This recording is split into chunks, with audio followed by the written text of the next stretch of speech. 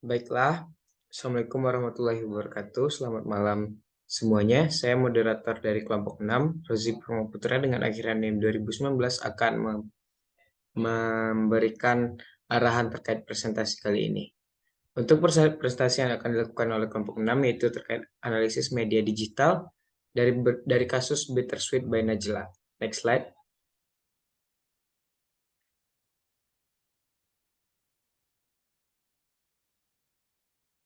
Untuk itu, sebelum masuk ke bagian materi, izinkan saya untuk memperkenalkan anggota dari kelompok 6. Yang pertama itu ada Aska Sabila Putri dengan akhiran NIM 1014. Yang kedua itu Rozi Praputra atau saya sendiri dengan akhiran NIM 2019. Dan yang ketiga itu ada Fitri Duyanti dengan akhiran NIM 2025. Dan terakhir ada Sarah Amalia Admiranda dengan akhiran NIM 3018. Next slide.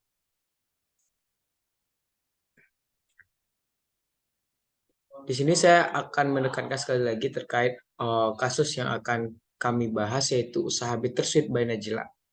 Untuk itu mari kita masuk ke materi pertama yaitu penjelasan umum. Slide. Next slide, operator. Yang akan dibawakan oleh Sarah Amalia. Silakan.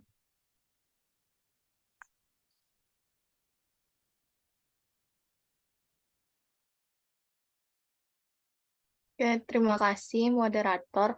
Di sini saya akan menjelaskan tentang usaha Bittersweet by Najla secara umum. Nah, Bittersweet by Najla ini merupakan usaha dessert box yang memiliki pengikut terbanyak di antara usaha sejenis yang lain, yaitu sebesar 1 juta pengikut. Bittersweet by Najla ini juga adalah pelopor dessert box di Indonesia, sehingga pada saat awal kemunculannya, konsumen tidak dapat membandingkan brandnya dengan brand yang lain. Bittersweet by Najla ini juga pertama kali diluncurkan pada tahun 2016 yang pada awalnya menjual cinnamon roll hingga merambah sampai Hokkaido tart, cake slice, dan cake jar. Sampai hingga tahun 2018 awal, dessert box Bittersweet by Najla sukses mencuri perhatian penikmat makanan manis. Hingga pada tahun ini juga pendiri Bittersweet by Najla yaitu Najla Bishir memberanikan diri untuk membuka toko kecil di Jalan Kalibata Timur yang dikhususkan untuk pemesanan online saja. Hingga saat ini, Bittersweet by Najla memiliki lebih dari 40 reseller yang tersebar di seluruh Indonesia.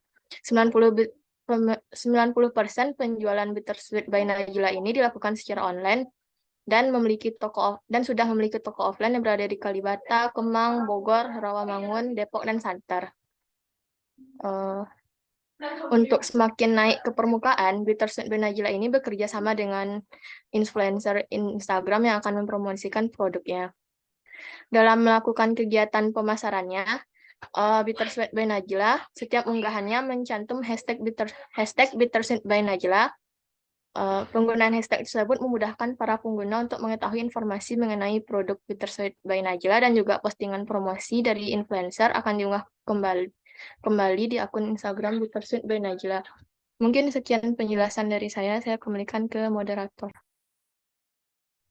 Terima kasih Sarah atas penyampaian materinya. Dari materi Sarah kita dapat mengetahui bahwa bagaimana sih karakteristik umum dari usaha Bittersweet by Najla. Untuk itu langsung saja masuk ke materi yang kedua yaitu next slide.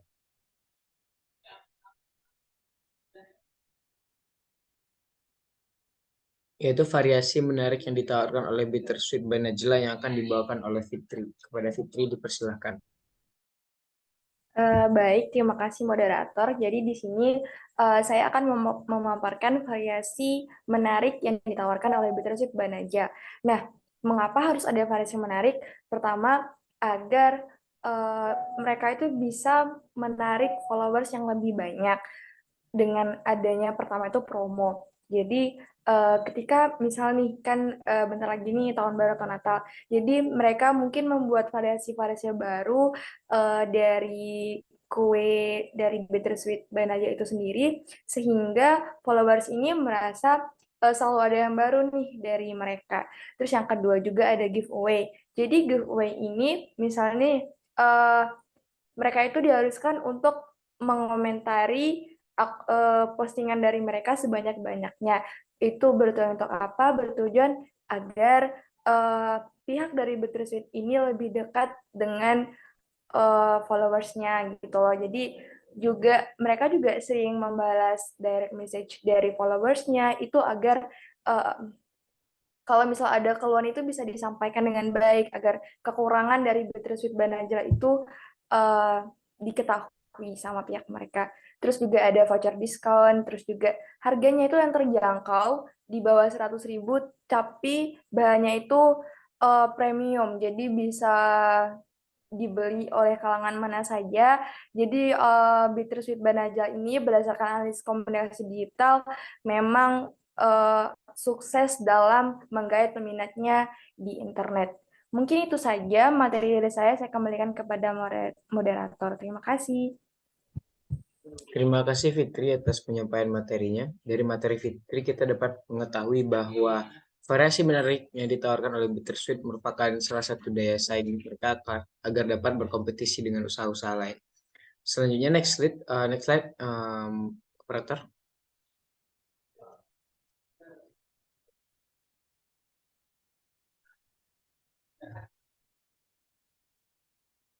Terkait materi bahasa konten yang digunakan yang akan dibawakan oleh Aska. Kepada Aska dipersilakan. Baiklah, terima kasih kepada moderator. Pada kesempatan kali ini saya akan menjelaskan bahasa konten yang digunakan dalam menarik followers. Bahasa konten sendiri dapat diartikan yaitu penggunaan bahasa seperti apa yang dipakai dalam sebuah institusi atau organisasi atau perusahaan dalam berkonten media digital yang digunakan, di mana penggunaan ini ditujukan agar pesan yang disampaikan dapat dicerna dan diterima tanpa memiliki maksud ganda ataupun salah tafsir ataupun ambigu. Dalam konten akun Instagram Bittersweet by Najla, bahasa konten yang digunakan cenderung bahasanya disesuaikan dengan para pengikutnya yang kebanyakan anak-anak muda dan ibu-ibu, yang mana bahasanya tersebut adalah bahasa informal dalam menarik minat para followersnya tersebut, sehingga memungkinkan nantinya akan terjadi berbalas komentar yang dilakukan pada postingan tersebut dengan pengguna akun lain yang tertarik pada promosi yang ditawarkan akun tersebut. Hal yang menjadi poin utama akun Instagram Bittersweet by Najla dapat berkembang pesat yaitu karena dalam melakukan promosinya akun tersebut menyesuaikan tren yang ada di media sosial, baik itu Instagram maupun TikTok yang lagi booming. Contoh yang sederhana yang dapat kita lihat yaitu saat mereka memposting video tentang proses pembuatan dessert box tersebut disertai dengan musik kekinian yang mana itu dapat membuat para yang menonton reels tersebut tidak bosan karena adanya musik yang lagi tren gitu. Disertai dengan postingan foto atau video yang mana ngezoom dessert tersebut secara zoom, yang mana kita dapat melihat secara fokus bagaimana bentuk dessert board yang ditampilkan oleh akun Bittersweet by Najla. Mungkin sekian yang dapat saya sampaikan. Terima kasih. Terima kasih Aska atas penyampaian materinya. Dari materi Aska kita dapat mengetahui bahwa bahasa konten perlu untuk membantu segmentasi pasar dari usaha-usaha yang ada. Dan dalam hal ini bahasa sangat berpengaruh terhadap bagaimana daya saing yang ada dalam usaha Bittersweet by Najla. Selanjutnya silakan operator, next slide. Yaitu strategi mengelola interaksi yang akan dibawakan oleh saya sendiri.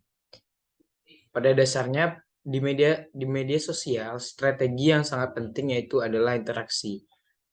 Bittersweet by Najla menawarkan beberapa langkah dalam mengelola strategi interaksi mereka. Yang pertama yaitu mereka mempertimbangkan penyebaran konten yang ada, apakah sesuai dengan pasar mereka, apakah sesuai dengan segmentasi pasar yang mereka inginkan, sehingga mereka akan melakukan suatu filterisasi terhadap konten yang akan mereka sebarkan agar sesuai.